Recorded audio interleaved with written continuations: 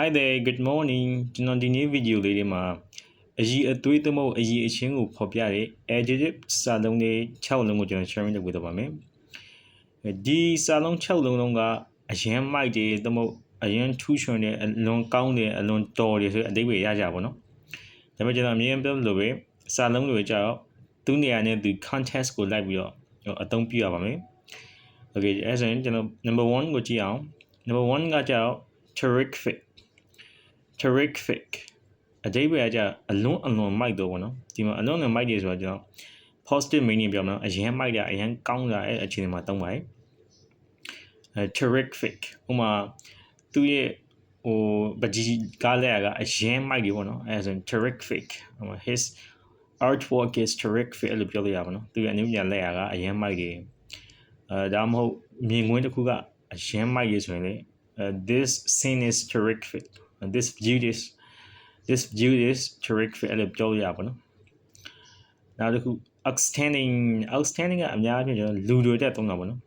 ပမာကျွန်တော်ကျောင်းသားတွေဆိုကျွန်တော်သုံးကြပါတော့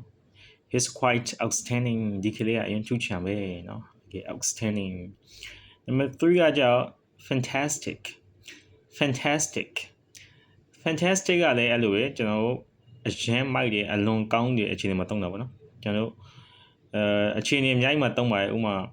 အစားအသောက်တစ်ခုဆိုရင်ဒီစားတော့ကအရင်ရှိရပဲအခြေအနေမှာသုံးတာပေါ့ဒါမှမဟုတ်အခုနပြောလို့ပဲဟိုမှာ view တွေပါအရင်မိုက်တယ်ဆိုရင်လေ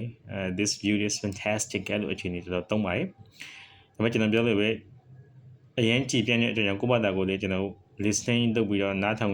ပြီးတော့လေ့လာရတာမဟုတ် reading လုပ်ပြီးတော့နားထောင် reading လုပ်ပြီးတော့ဖတ်ပြီးတော့ပို့ပြီးနားလည်အောင်လုပ်အောင်ပါပေါ့နော်နောက်တစ်ခါ wonderful ကကြောင့်အလွန်လှပတော့ကောင်းတော့ okay ဒီဟာလေးအဲ့လိုပါပဲကျွန်တော်လူအတွက်ရောပစ္စည်းတွေအရာဝတ္ထုရဲ့လက်ရပေါ့နော်လက်ရတွေအတွက်သုံးလို့ရပါတယ်လက်ရဆိုတာအနည်းငယ်လက်ရပါပေါ့နော် wonderful အလွန်မိုက်တယ်အလွန်လှပတော့ကောင်းတော့ပေါ့နော်နောက်တစ်ခါ excellent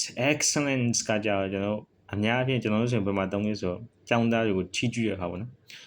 essay ပါရေးခိုင်းလိုက်တယ်အရင်မိုက်တယ်အရင်ကောင်းတယ်ဒီ essay ကဆိုရင်